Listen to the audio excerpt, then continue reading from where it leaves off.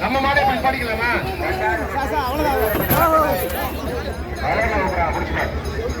சீக்கிரம் அவுத்துட்டு வெளியேங்க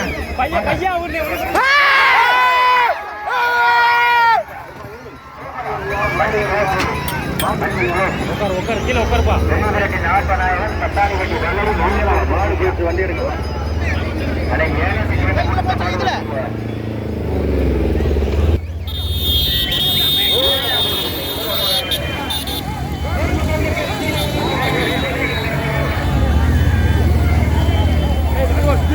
எங்க அது